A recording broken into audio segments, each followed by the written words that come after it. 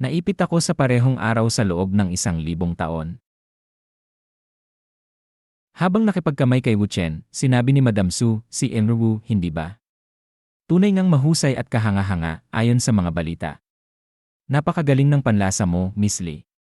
Ngumiti si Li Ruobing, napakabait mo, Madam Su. Nagpatuloy si Madam Su, hindi ito ang tamang lugar para mag-usap.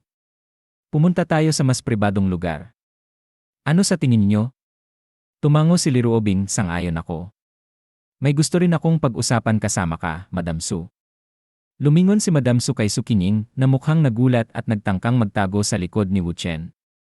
Ilang minuto ang lumipas sa loob ng Jin Futie House, isa sa negosyo ng pamilya Su. Malamig ang boses ni Madam Su, Miss Lee, bakit ka kasama ng anak ko?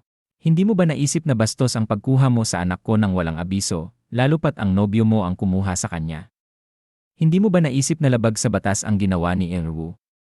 Siguro dapat akong kumonsulta sa abogado ko. Kalma namang sumagot si Li Ruobing, sa totoo lang, ako talaga ang dapat na makipagkita kay Miss Qinying, pero dahil sa ilang hindi inaasahang pangyayari, ipinadala ko ang nobyo ko para siya ang kumausap sa kanya. Nakapamulsa si Madam Su habang malamig na tumugon, oh. Pero bakit may narinig akong sapilitang kinuha ni Wu Chen ang anak ko? Napatingin si Su Qinying sa sahig, halatang kinakabahan. Ipinaliwanag ni Li Ruobing, kung 27 taong gulang na si Su Qinying, imposibleng madala siya ng sapilitan kung ayaw niya. Hindi ba, Madam Su? Mas mainam sigurong alamin mo muna ang dahilan kung bakit siya nakipagkita sa akin. Nagkibit balikat si Madam Su, gusto kong malaman ang buong detalye. Tumayo si Li Ruobing at malamig na tumitig kay Madam Su. Madam Su, hindi na parang isang tunay na tao si Qinying. Para na siyang isang manikang maingat ninyong nililok. Isang manikang hindi man lang makapagdesisyon kung ilang mangkok ng kanin ang dapat niyang kainin. Hinawakan niya sa balikat si Su Qinying at bumulong, kaya niya ako iniidolo at gusto niyang maging tulad ko. Nanlaki ang mga mata ni Madam Su. Ano ang sinabi mo? Nagpatuloy si Li Ruobing, si Qinying ang kusang lumapit sa akin. Gusto niyang humingi ng tulong. Pero paano ko siya matutulungan? Alam mo ba kung ano ito, Madam Su? Inilabas niya ang isang maliit na bote ng gamot. Ito ang gamot na iniinom ko. At si Qinying mismo ang bumili nito para sa akin. Nagtaka si Madam Su, bumili siya ng gamot? Ano naman ang malaking issue doon? Matapang na sagot ni Li Ruobing, ang punto ay hindi ang gamot mismo kundi ang simpleng aktong pagbili nito. Naging masaya siya dahil sa bagay na yon. Sa buong 27 taon ng buhay niya, ngayon lang siya nakabili ng gamot sa sarili niyang kagustuhan. Sa edad na ito, ang isang simpleng bagay tulad ng pagbili ng gamot ay tila bago at kapanapanabik para sa kanya.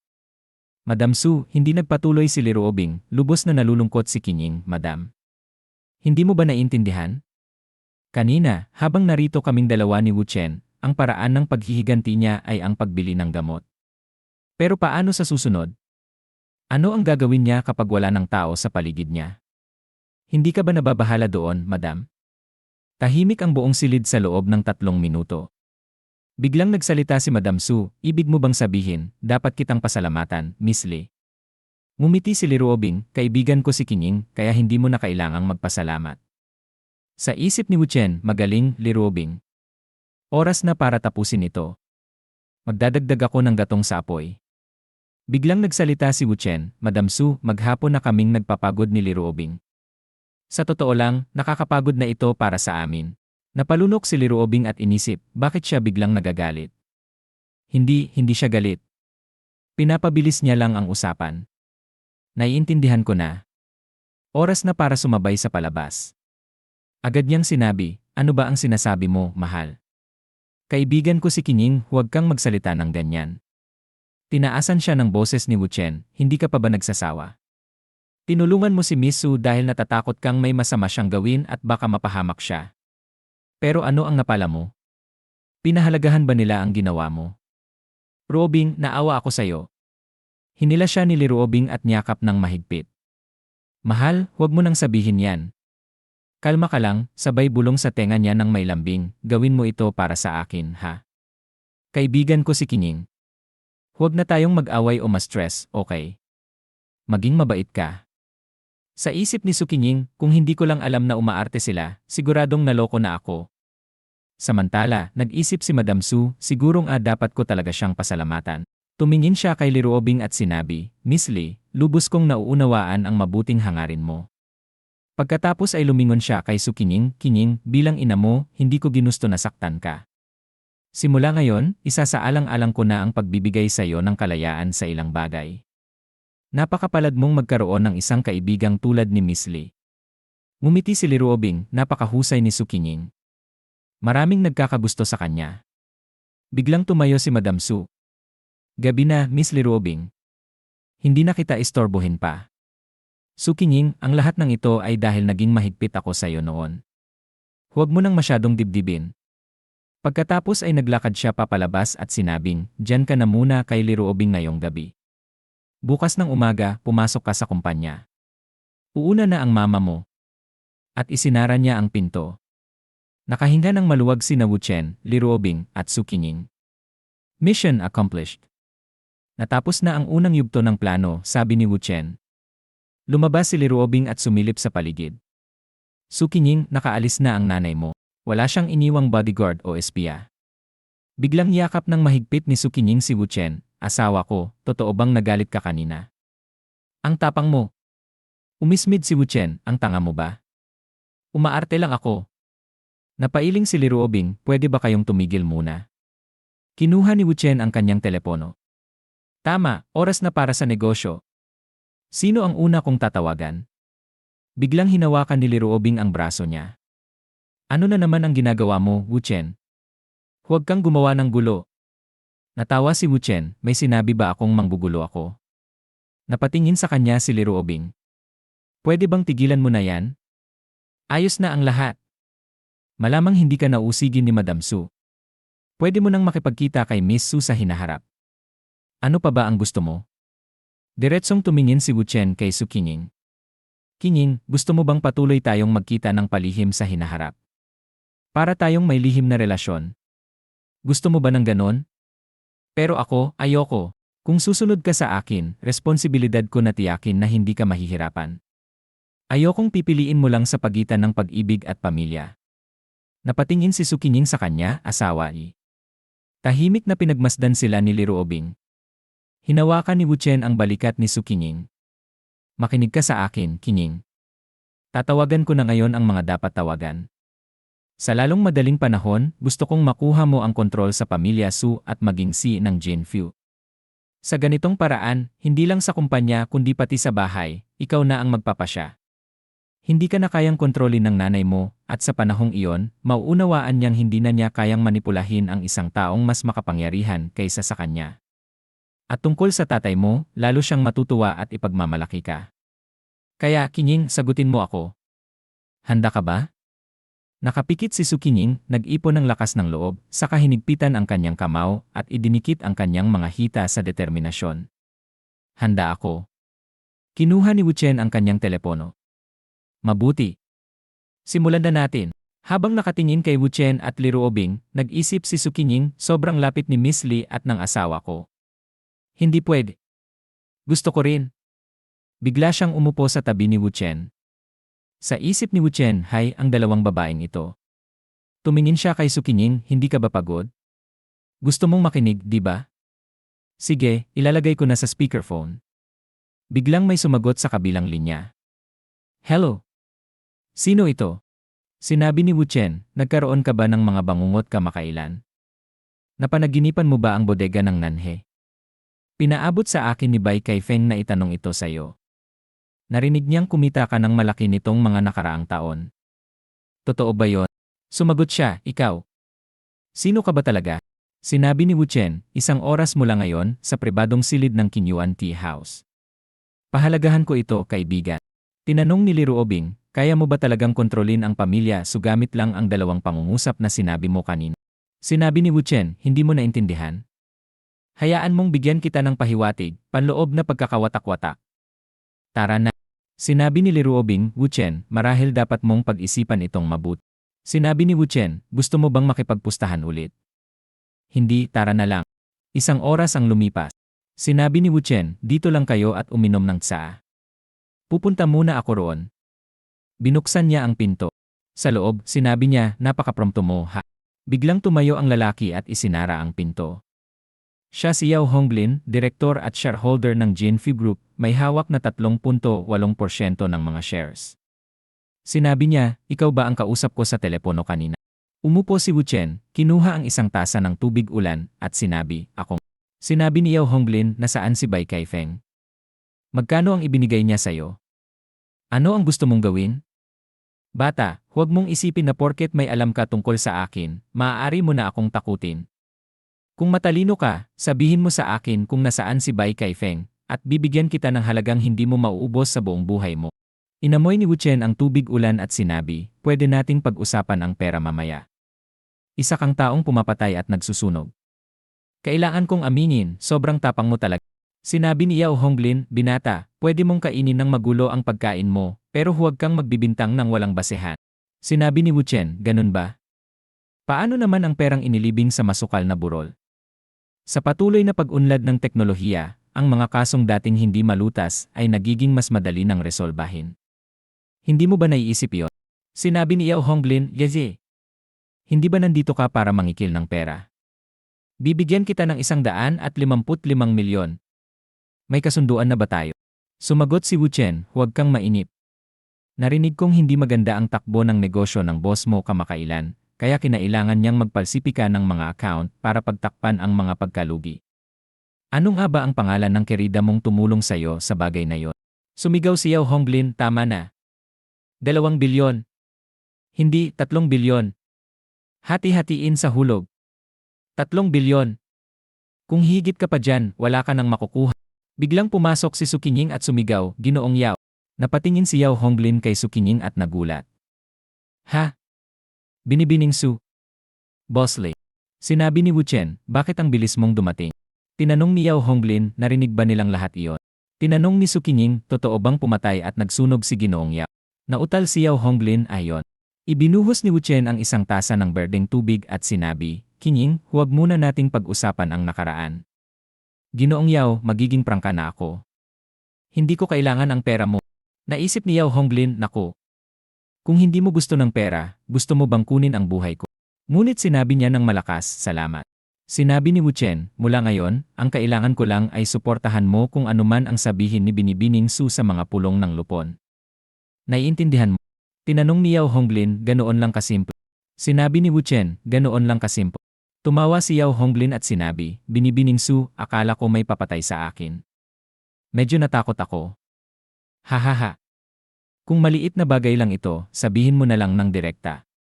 Bakit pa kailangang maabala sina Boss Lee at ang ginoong ito? Habang iniinom ang tubig, iniisip niya, si Su Qinying ang nag-iisang tagapagmana ng pamilya Su. Kahit ano pang mangyari sa pamilya Su, siya pa rin ang magiging tagapangulo ng grupo. Kung gagamitin nila ako, hindi nila ako ibebenta. Hindi lang masusolusyunan ang problema, kundi magkakaroon pa ako ng malaking pakinabang. Lahat ng ito ay dahil kay Ibinaba ni Yao Honglin ang tasa at sinabi, Ginoong Wu, huwag kang mag-alala. Simula ngayon, ang mga bagay na may kinalaman kay Binibining Su ay magiging personal kong pakialam. Sa kumpanya, titingalain ko siya bilang aking pinuno.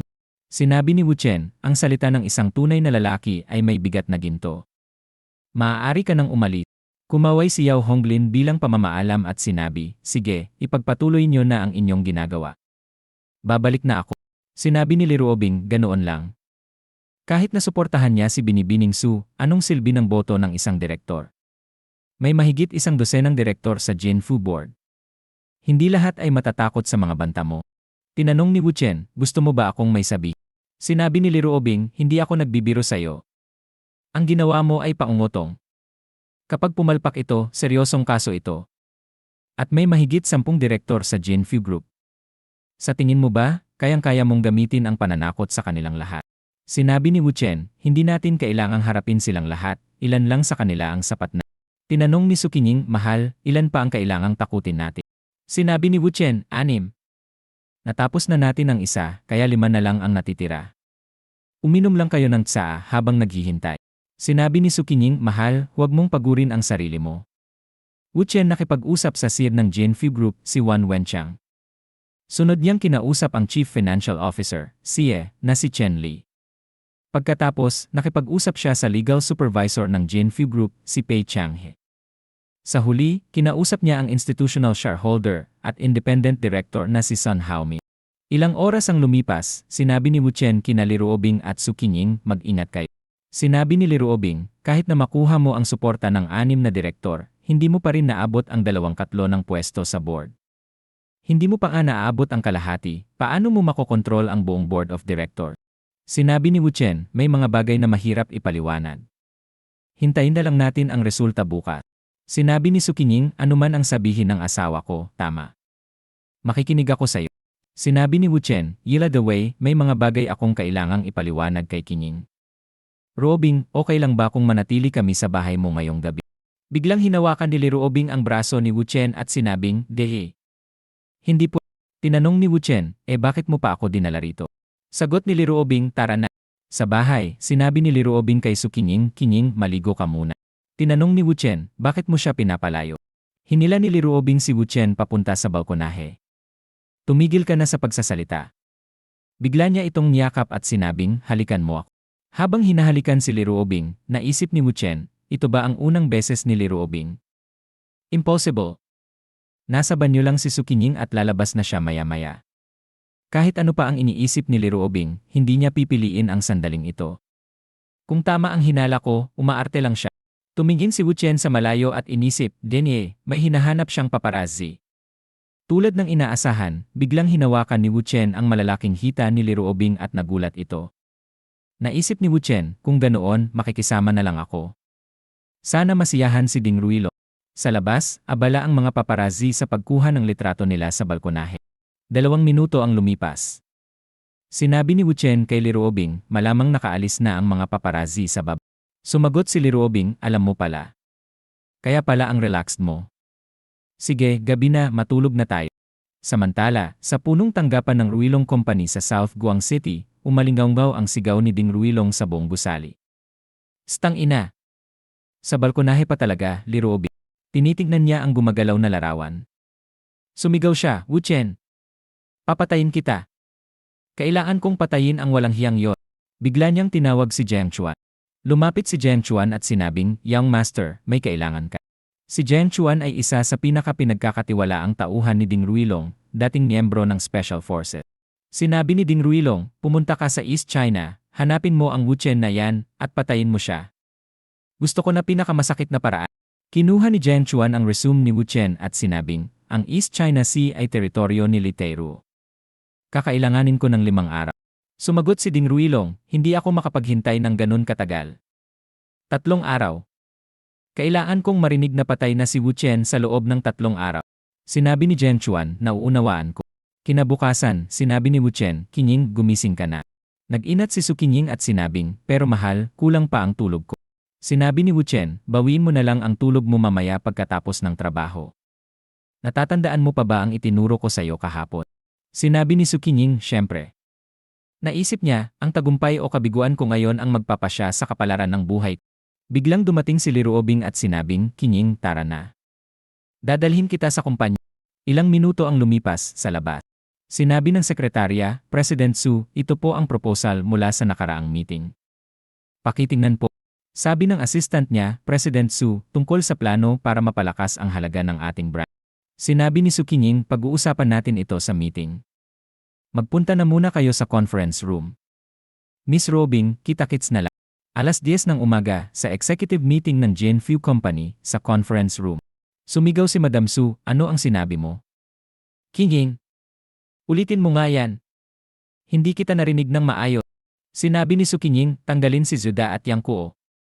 Kung hindi sila sang-ayon, ipatawag ang board of directors. Nagulat si Madam Su, ano? Tatawagin mo pa ang board of directors. Habang pinapanood ang pagtatalo ng mag-ina, naisip ng iba, ano to? Anong nangyayari sa kanila? Sinabi ni Su Qinying, ako ang executive vice president ng kumpanya at miyembro rin ako ng board of directors. May karapatan akong ipatawag ang board meeting. At nga pala, bilang executive vice president, hindi ko na kailangan ng approval ng board para tanggalin ang security department at deputy director. Kaya desisyon ko na ito. Ipaalam sa EA department pagkatapos ng meeting. Malakas na pinukpok ni Madam Su ang mesa at sinabing, anong kasalanan nila? Tatanggalin mo sila ng walang dahilan. Kapag nagsampa sila ng kaso laban sa kumpanya, lalaki ang issue at sisirain nito ang reputasyon natin. Kakayanin mo ba ang magiging epekto nito? Naalala ni Su Qingning ang sinabi ni Wu Chen, kapag dumating ang oras na yan, ang focus ay mapupunta kay Zuda at Yang Kuo ng kumpanya dahil sila. Su Qingning ay nagsabi, may dahilan ako upang tanggalin sila. 5 taon na ang nakalipas, isang umaga, nagkaroon ng malaking pagnanakaw sa tindahan ng kumpanya sa East China's Commercial Street. Ito ang pinakamalaking tindahan ng kumpanya sa buong bansa, may pinakamagandang disenyo at surveillance system, pati na rin ang pinakamataas na antas ng seguridad. Kinuha niya ang remote at binuksan ang projector. At ganoong klaseng tindahan ay nanakawan. Dahil dito, pinagdudahan ng publiko ang ating kakayahang pansiguridad, pati na rin ang kakayahan ng pamunuan ng kumpanya na nagdulot ng pagbagsak ng stock price sa loob ng ilang araw. Hanggang ngayon, ang halaga ng kumpanya ay nasa 40 bilyong yuan. Ayon sa lohika, si Zuda, ang direktor ng Security Department, ay dapat managot, tama ba? Pero para sa akin, hindi mahalaga kung siya man ay may kasalanan o wala. Kailangan nating ipakita sa publiko na seryoso tayo sa reforma sa usaping pansiguridad. Kaya naman, ang tanging paraan upang maibalik ang kumpiyansa ng merkado ay ang pagtanggal kay Zuda bilang direktor ng Security Department. Ang ibang miyembro ay nag-isip sa kanilang sarili, iba na si President Su ngayon. Sinabi ni Madam Su, sige, maaari mong tanggalin si Zuda, pero paano naman si Yang Kuo? Ipapapasan mo rin ba sa kanya ang responsibilidad ng kumpanya? Sumagot si Su Qingning, si Yang Kuo ay hindi na bahagi ng kumpanya. Bakit siya ang kailangang managot? Nagulat si Madam Su, ano ang ibig mong sabihin? Ipinaliwanag ni Su Qingning, si Yang Kuo ay nasa kumpanya lamang sa pangalan, ngunit siya ay personal mong bodyguard, hindi ba? Naisip ni Madam Su, naintindihan ko na. Hindi na mahalaga kung sino ang may kontrol o hindi, at hindi na rin mahalaga ang dahilan. Si Su Qingning ay naghahanap lamang ng paraan upang ipakita ang kanyang pagsuway. Sumigaw siya, tawagin ang Board of Directors. Ipabatid kaagad na magkakaroon ng pulong ang board mamayang 3:00 ng hapon. Samantala, sa Symphony Fashion Company, tinanong ni Liruobing si Wu Chen, bakit ka nandito? Malamang kaguluhan na sa pamilya Su ngayon. Hindi mo ba balak gumawa ng kahit ano? Sumagot si Wu Chen, sinabi ko na, hahayaan ko munang makita kung paano haharapin ni Qingning ang sitwasyon. Sa ngayon, gusto ko lang mag-drawing. Nagulat si Liruobing, mag-drawing. Ano ang ididrawing mo? Sagot ni Wu Chen, ikaw. Naisip niya, ang mga larawang kinunan nila kahapon. Malamang tapos na ang investigasyon ni Ding Ruilong tungkol sa akin. Malapit na siyang gumalaw, tama ba? Oras na rin para may gawin ako. Tinanong siyang muli ni Liruobing, ano nang ginagawa mo? Sabi ni Wu Chen, wala naman, gusto ko lang gumawa ng sketch mo. Sumagot si Liruobing, busy ako sa trabaho at wala akong oras. Hindi ako maaaring maging modelo mo. Umiti si Wu Chen, gawin mo lang ang gusto mo. Parang wala lang ako rito. Habang nagbabasa sa kanyang cellphone, naisip ni Wu Chen, may bagong grupo na nakatuon sa sketching. May isang miyembro rito na kailangang gumuhit para makumpleto ang kanyang mga task. At isa sa kanila ay may koneksyon kay Ding Ruilong. Isang user na may ngiting emoji ang nagkomento, ang galing, talagang gumaling ka. Isang user na may muon emoji ang nagdagdag, napakahigpit ni Teacher Xingchen. Isang user na may trees emoji ang nagsabi, bago ka lang ba sa grupo? Anong teacher ang sinasabi mo? Wala pa akong naririnig tungkol sa kanya. May ipapakita ka bang magandang gawa? Kung wala, huwag kang magmayabang dito. Kumuha si Wu Chen ng larawan ng kanyang sketch kay Liruobing at ipinost ito sa grupo, casual drawing lang, ginagawa ko pa. Pagkalipas ng 40 minuto, isang user na may cloud emoji ang sumigaw, ano to? Ang lupe. Isang elder emoji ang nagpaalala, sino ng bata to? Huwag gumamit ng masamang salita. Isang Japanese blurry picture emoji ang nagkomento, ang ganda. Isa pang Japanese blurry picture emoji ang nagsabi, luluhod ako sa master. Isang anonymous user ang nagtanong, sino ang babae sa drawing? Mukhang napakagaling niya. Isa pang user ang nagtanong, at Xingchen, saan nagtatrabaho ang kaibigan mo? Kasama ako sa Art Association. Habang binabasa ang mga mensahe, naisip ni Wu Chen, ang ganda na ng atmosphere, bakit hindi ka pa nagpapakita? Isang user na may painting emoji ang nagtanong, hello, Teacher Xingchen. May anak akong nasa junior high school na nag-aaral ng sining sa loob ng 3 taon. Sana po ay matulungan niyo siya. Naisip ni Wu Chen, sa wakas, natukso ka rin. Tumayo sa tabi ng lawa na naghihintay ng isda, siya ang high school senior ni Ding Ruilong at may pinakamahalagang posisyon sa lahat ng babae ni Ding Ruilong. Ang dahilan kung bakit espesyal ang kanyang posisyon ay dahil mayroon silang anak na babae na 14 na taong gulang. Kinuha ni Wu Chen ang kanyang telepono at nagpadala ng mensahe. Sinabi niya, napakabait mo naman. Pwede ko bang ipakita sa iyo ang artwork ng anak ko para ma-evaluate mo? Sumagot si Wu Chen, magaling ang kanyang gawa, mas mahusay kaysa sa ibang mga batang miyembro ng grupo. May talento talaga siya. Sinabi niya, napakalaking bagay na marinig ito mula sa isang dalubhasa. Ang tiyaga ko sa pagtuturo sa kanya ay hindi nasayang. Totoo ngang may talento ang anak ko. Nagpadala siya ulit ng mensahe, Teacher Xingchen, napakasaya ko na narinig ko ito. Ira the way, ano ang trabaho mo ngayon? Nasa Shanghai ka ba? Naisip ni Wu Chen, mas madali pala ito kaysa sa inakala ko. Nagpadala siya ng mensahe, Dinen. Bakit mo natanong? Sumagot siya, mas magaling ka pa sa ibang art teachers na nakilala ko. Gusto kitang imbitahan bilang tutor ng anak ko. Kung pupunta ka, hindi magiging problema ang tirahan. Paano kung bayaran kita ng 2,000 yuan bawat session? Siya ay sumagot, napakagalang mo. Tunay ngang may talento ang iyong anak. Tungkol naman sa iyong alok. Sinabi niya, Guro, mayroon ka bang alinlangan? Madali namang pag-usapan ng lahat, huwag mo akong tanggihan, okay? Sinabi ni Wu Chen, dahil nagkaroon tayo ng ganitong magandang pagkakataon, pag-usapan natin ang mga detalye mamaya. Sinabi niya, sige, sige. Guro, huwag kang mag-atubili na kontakin ako kung kailan ka libre. Hihintayin ko ang iyong mensahe sa loob ng 24 na oras. Naisip ni Wu Chen, napakaganda ng takbo ng plano. Ang susunod na hakbang ay ang gawin siyang akin. Kapag dumating siya sa Donghai, magiging lubusan siyang nasa ilalim ng aking kontrol. Pagkatapos ng lahat, siya ang susi sa itim na ebidensyang maaaring magpabagsak kay Ding Ruilo. Makalipas ang ilang sandali, sinabi ni Wu Chen kay Li Ruobing, ipagpatuloy mo ang ginagawa mo. May kailangan din akong tapusin. Aalis muna ako. Habang lumalakad palabas, inisip ni Wu Chen, naghihintay ng isda sa lawa at ang kanyang anak ay parte lamang ng plano.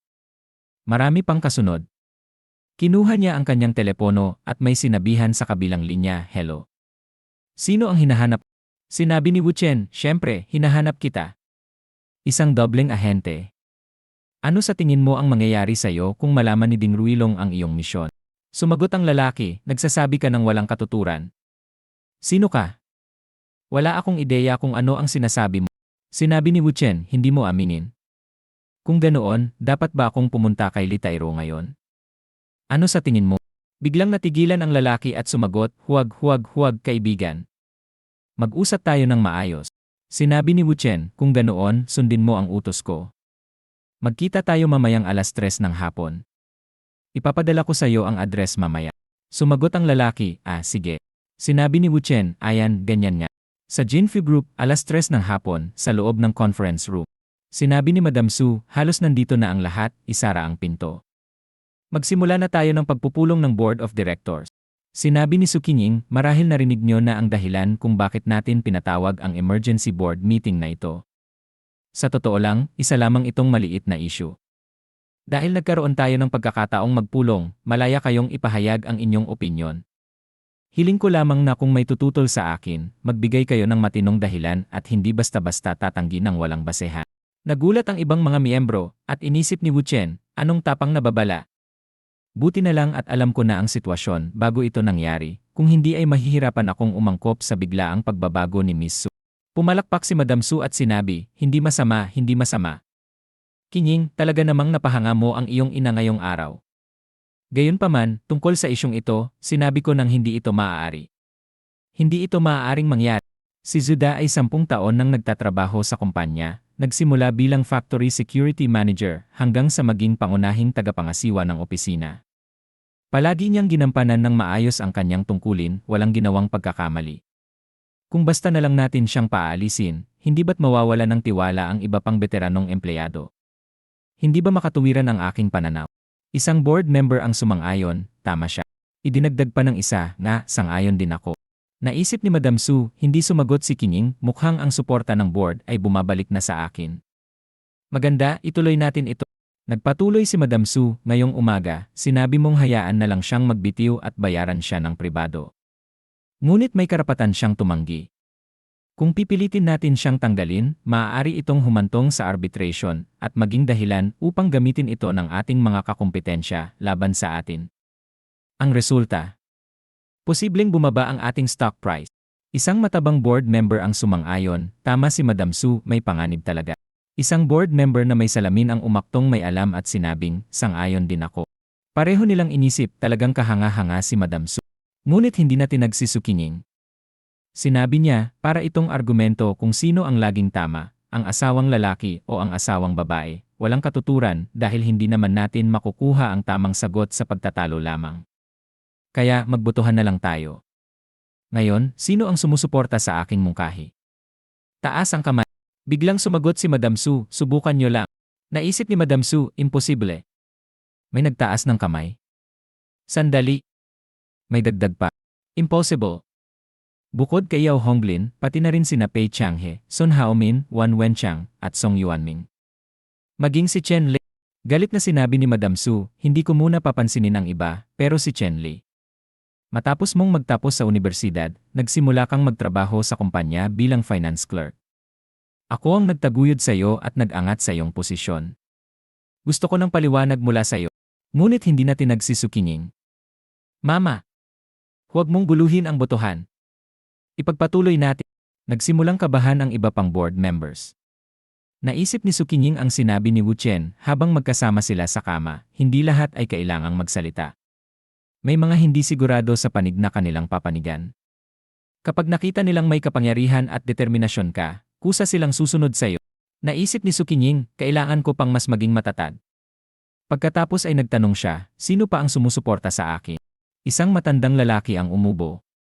Siya si Tang Deyang, ang pinakamatanda sa grupo at pinakamalapit na kaibigan ni Su Ruiwen. Itinaas niya ang kanyang kamay. Nagulat si Madam Su, Brother Deyang, ika. Sumagot si Tang Deyang, sister-in-law, si Qinying ay hindi na bata. Kita mo naman kung paano siya naging matatag. Galit na sumigaw si Madam Su, walang kwenta. Malakas niyang hinampas ang lamesa at tumayo, Denie. Siyam lang ang boto nyo. Hindi pa rin ito sapat na mayorya. Gusto kong makita kung sino pa ang may lakas ng loob na sumuway sa akin at kay Old Su. Ang resolusyon ng lupon ay nangangailangan ng 2/3 ng boto para sa malalaking usapin, habang sapat na ang simpleng mayorya para sa mga karaniwang resolusyon. Ang resolusyon ngayon ay isang maliit na usapin, kaya kahit na lumampas na sa kalahati, kailangan pa rin ni Su Qinying ng isang boto pa. Biglang pinukpok ni Su Qinying ang mesa. Lahat ay tumingin sa kanya na may gulat at kaba. Naalala ni Su Qinying ang sinabi ni Wu Chen sa kanya, ang susi ay hindi sa pagkontrol sa lupon ng mga direktor, kundi sa pagpapasuko sa iyong ina. Ang susunod na hakbang ay ang panghuling dagok, kung magtatagumpay tayo ng tuluyan. Naisip niya, ngayon na ang tamang oras. Sinabi niya, Mama, sigurado ka bang gusto mong gawin ito? Sumagot si Ginang Su, gagawin ko ito sa ganitong paraan. Ano ang dapat kong ikatakot? Ako ang iyong ina. Hindi pa ba kita kayang kontrol? Sinabi ni Su Qinying, maaaring hindi mo ako iboto pabor dahil ikaw ang asawa ng chairman. Kaya lahat ay nakikinig sa iyo. Pero ito ba ay para lamang sa aking sariling interes, sa pinakamainam na interes ng pamilya Su, o sa pinakamainam na interes ng kumpanya? Sana ay malinawan mo kung ano talaga ang ginagawa mo ngayon. Hanggang kailan tayo magiging tampulan ng panlalait ng iba bilang isang pamilya? Naisip ni Ginang Su kung hindi natin papayagan si Qinying. Kung hindi maaprubahan ang panukala ni Qinying, magkakaroon ng malaking hindi pagkakaunawaan sa loob ng pamilya simula ngayon at mahahati ang lupon ng mga direktor sa dalawang panig. Magdudulot ito ng panloob na labanan sa korporasyon at pangit na pagganap ng negosyo. Babagsak din ang mga stock. Kung walang pag-asa para kay Qinying na magtagumpay sa kumpanya at may kaguluhan sa loob ng kumpanya, tuluyan itong mababangkrap at babagsak. Tahimik siyang nag-isip at tumayo, lumakad papalayo, at sinabi sa sarili, ano na ang nangyayari sa ating pamilya? Paglabas niya, sinabi niya, hayaan na lang. Sinabi ni Su Qinying, sino pa ang sumusuporta rito? At sino ang tumutut? Nagtaas ng kamay ang mga miyembro, at sinabi ni Su Qinying, mukhang lahat tayo ay sang-ayon, kaya aprobado na ito. Wakas na ang pagpupulo. Mula sa sandaling ito, nagbago ng lubusan ang pamilya Su at ang Jinfu. Sa ibang eksena, may kausap si Wu Chen sa telepono at sinabi ni Boss Lu, kapatid, may oras ka ba? Gusto mo bang mag-lunch tayo? Sinabi ni Wu Chen, may nangyayari ba, Boss Lu? Sinabi ni Boss Lu, kapatid, mahilig ka talagang dumiretso sa punto. Totoo, may ilang bagay akong kailangan ng tulong mo. Naisip ni Wu Chen, Jenel, maaga pa para sa itinakdang pulong sa double agent. Sinabi niya, sige, pupunta na ako. Ilang oras ang lumipas sa Yufu residence sa kanlurang bahagi ng lungsod. Bumati si Boss Lu, kapatid, sa wakas dumating ka na. Wala kang ideya. Tingnan mo ang ulo ko. Tinanong ni Wu Chen, ano nang nangyari sa iyong unang pag-ibig? Sumagot si Boss Lu, hindi ako nagbibiro. Binato niya ako ng tasa ng tsaa at pinalayas. Kapatid, may paraan ka ba para tanggapin niya at ng kanyang ina ako? Sinabi ni Wu Chen, Boss Lu, huwag kang magmadali. Ang ganitong bagay ay dapat unti-unting inaayos. Huwag kang mag-alala, umupo ka muna. Sinabi ni Boss Lu, kapatid, alam mo naman ang sitwasyon ko. Anak ko yon. Sarili kong laman at dugo. Hindi na ako makapaghintay. Habang nagbubuhos ng tubig sa tasa, tinanong ni Wu Chen, ano bang ginawa mo? Sumagot si Boss Lu, pinuntahan ko siya. Nagdala ako ng bouquet, isang diamond ring at isang kwintas. Bumili pa ako ng Ferrari para sa anak ko. Sinabi ni Wu Chen, Boss Lu, parang pinalalabas mong nabibili mo sila ng pera. Napagtagumpayan niya ang halos imposibleng mga sitwasyon noon, kaya hindi na siya babalik sa iyo dahil lang sa pera. Ang ginagawa mo ay nakikita niyang insulto at nakakainis sa kanya. Naalala ni Boss Lu ang sinabi nito sa kanya, lugo ang niyan, kung maglakas loob ka pang kumatok sa bahay namin, lilipat na kami. Pupunta pa kami sa ibang bansa para hindi mo na kami gambalain kailanman. Tinanong ni Boss Lu, ganun ba yon? Kaya pala. Kapatid, may solusyon ka ba? Sumagot si Wu Chen, syempre, may dalawang paraan. Una, magsimula ka sa anak mo. Aabutin ito ng ilang panahon pero alang-alang sa bata, tiyak na patatawarin ka ni Mahwifang kalaunan. Ikalawa, maaari itong maresolba agad kahit ngayong araw. Alin ang pipiliin mo? Sinabi ni Boss Lu, yung ikalawa. Pinipili ko ang ikalawa. Kapatid, ano ang dapat kong gawin? Sinabi ni Wu Chen, ang pamamaraang ito ay mabilis pero pinutol siya ni Boss Lu, kapatid, huwag mo nang alalahanin yan. Hindi problema ang pera. Kaya kong magpadala ng pera ngayon, sige. Sinabi ni Wu Chen, Boss Lu, hindi lahat ay nasusolusyonan ng pera. Hindi naman komplikado ang paraan, pero Boss Lu, kakailanganin mong tiisin ang kaunting paghihirap. Sinabi ni Boss Lu, hindi ako natatakot sa hirap. Sabihin mo lang kung anong gagawin ko. Sinimulan ni Wu Chen na bulungan si Boss Lu at sinabi, Boss Lu, kung kaya mong maging matigas at isantabi ang pride mo, ganito ang gagawin natin. Ilang oras ang lumipas, sa monitoring room sa Zuowang Garden Residential Area, Jinjiang Road, Nancheng District. Habang nanonood, naisip ni Wu Chen, Boss Lu, nasa iyo na ang susunod na hakbang. Hinal na hinal si Boss Lu, Xiao Fang, nandyan ka ba? Xiao Fang. Sumigaw ang isang kapitbahay, wala siya dito, patay na siya. At huwag ka nang bumalik dito. Sinabi ni Boss Lu, Xiao Fang, pakiusap, buksan mo muna ang pinto. Gusto ko lang. Mahwifang biglang binuksan ang pinto at sumigaw, ano pa ang ginagawa mo rito? Hanggang kailan mo balak ituloy ito? Lumayas ka na. Siya ang unang pag-ibig ni Lu Guangyan, si Mahwifang. Sinabi ni Boss Lu, hindi. May dala akong pagkain para sa'yo. Tianjin style Jianbing. Natatandaan mo pa ba noong wala tayong pera, ito lang lagi nating kinakain? Sinampal ni Mahwifang ang pagkain mula sa kamay ni Boss Lu at sumigaw, ayoko ng kahit anong galing sa'yo. Layas, tinangka ni Boss Lu na pulutin ang pagkain. Biglang lumabas ang anak ni Lu Guangyan, si Ma Jiawei, na gumagamit ng apelyido ng kanyang ina, at sinabi, bakit mo pa pinupulot yan? Pwede bang umalis ka na dito? Sinabi ni Mahwifang, hindi mo na kailangang makialam. Pinapunta ba kita rito? Pumasok ka na ulit sa loob. Sinabi ni Boss Lu, Xiao Fang, huwag kang magalit sa harap ng bata. Nagpatuloy ang dalawa sa kanilang pagtatalo ng halos kalahating oras. Biglang dumating ang mga gwardiya. Pinapanood ka na namin sa sisi ng kalahating oras, sabi ng isang gwardiya. Alam mo bang nakakaabala ka na sa mga kapitbahay? Marami nang nagrereklamo. Aminado si Boss Lu, ako ang may kasalanan. Ako ang may problema. Sinabi ng gwardiya kay Mahwifang, kung gusto ninyong mag-away, gawin nyo yan sa loob ng bahay. Huwag nyo nang gambalain ang mga kapitbahay. Sumigaw si Mahwifang, sinong nagsabing may koneksyon kami sa kanya? Hindi ko siya kilala. Pinapahirapan niya lang kami, sakto naman dumating kayo. Pakitulungan niyo akong paalisin siya. Hinawakan ng gwardiya si Boss Lu at sinabi, narinig mo yon? Sabi nila hindi ka nila kilala, kaya huwag ka nang manggulo. Tara na. Nanlaban si Boss Lu, hindi ako aalis. Kinakausap ko ang asawa ko. Bitawan niyo ako. Sumagot ang gwardiya, bakit mo pa sigaw-sigawan ang mga tao? Sigaw ni Boss Lou, at ano ngayon kung sumisigaw ako? Layuan niyo ako. May pakialam ba kayo kung mag-aaway ang isang mag-asawa? Sabi ng isang gwardiya, itong matandang ito, hindi lang ng insulto na napakpa. Sinipa ng isa pang gwardiya si Boss Lou at sinabi, siya ang unang umatake. Turuan natin ito ng leksyon. Sinipa nila ng sinipa si Boss Lou habang nakahandusay ito at sumisigaw, kung may tapang kayo, patayin niyo na ako. Hindi ako aalis kahit mamatay ako rito. Wala nang silbi ang buhay ko kung wala ang asawa at anak ko. Sa loob ng surveillance room, pinapanood ito ni Wu Chen habang sinasabi ng mga gwardiya, tama na ang drama mo. Naibulong ni Wu Chen sa sarili, Brother Lou, detalyado ang performance mo. Kung hindi ako nagkakamali, malapit na ito. Biglang sumigaw si Ma Jiawei sa mga gwardiya, huwag niyong saktan ang tatay ko, at si Ma Huifang naman ay nagsisigaw, tama na, tama na. Patuloy pa rin sa pananakit ang mga gwardiya kay Boss Lou. Sumigaw si Ma Jiawei, gago kayo. Ang lakas ng loob niyong saktan ang tatay ko. Hinding-hindi ko kayo palalampasin. Biglang sumigaw si Ma Huifang, tama din eh. Tigilan niyo na. Tama na. Lumapit siya kay Boss Lou at sinabing, tumayo ka. Hawak ni Boss Lou ang kamay ni Ma Huifang at sinabing, Xiao Fang. Sinabi ng gwardiya kay Wu Chen, hay, muntik na akong bugbugin ng batang boss. Sumagot si Wu Chen, napaka-natural ng acting nyo. Magaling. Sige, tapusin na natin ito. Naisip niya, eksakto sa inaasahan ko ang kinalabasan. Kinuha ng gwardiya ang kanyang cellphone at sinabi, kung mag-aaway ulit ang mag-asawang Lu, ipagbigay alam nyo lang sa amin. May experience na kami, kaya mas magiging makatotohanan na ang susunod na eksena. Naisip ni Wu Chen, hindi ko na kailangang makialam sa mga susunod na mangyayari.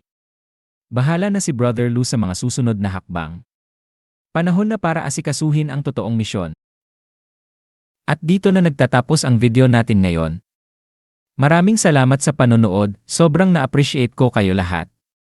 Kung nagustuhan nyo ang content, huwag kalimutang i-like at mag-subscribe para hindi nyo ma-miss ang susunod na mga videos. May gusto kayong sabihin o may tanong? Mag-comment lang sa baba, gusto kong marinig ang opinyon nyo. Hanggang sa susunod mga kagoto. Stay awesome, stay curious, at kita-kits sa next video.